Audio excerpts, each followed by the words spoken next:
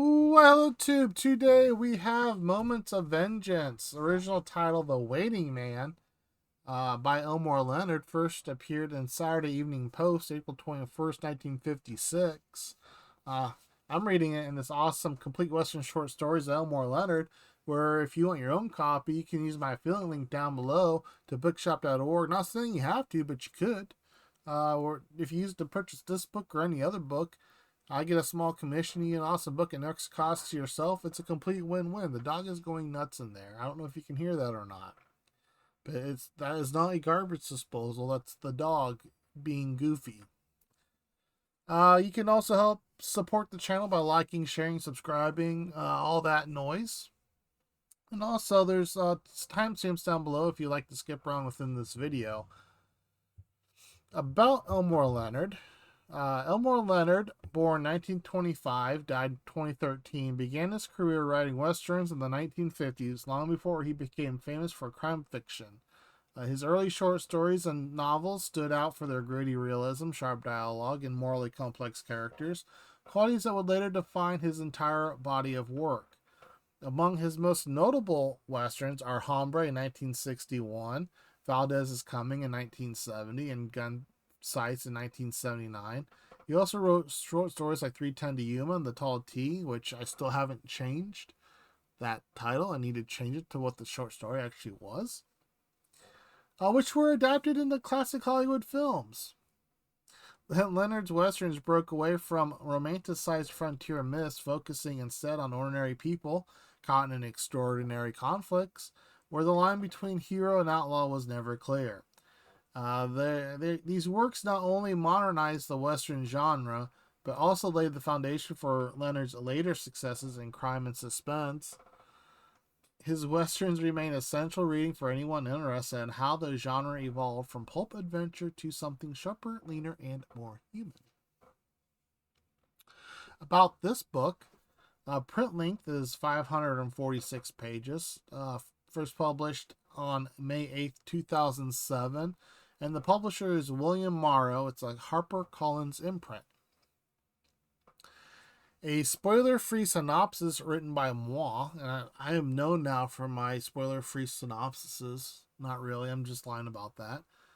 Ellis Kergosin and Phil Treat marry against her father Ivan's wishes. Ivan vows to fix the situation and Phil, but as the conflict unfolds, it's anyone's guess who ends up learning the real lesson, and the new son-in-law or father who can't let it go. Yeah, there you go. I feel like I butchered reading that. I'm reading from a script, and I'm still butchering it. It's the story of my life. My thoughts on this short story.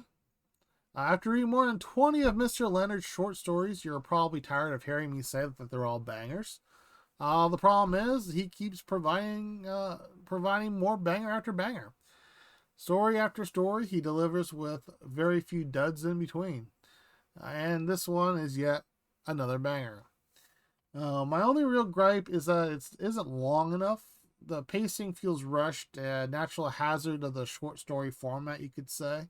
And I kept wishing it had been expanded into a short novel or a novella. I really enjoyed this one. There's a moment where some of the father's men go missing, and we eventually learn where they ended up. However, we don't really learn how they got into the predicament they're in. It feels like a gap that a longer story could have explored in a really satisfying way. I haven't read any Mr. Leonard's full-length novels yet, so I don't know if he ever revisits the story or theme.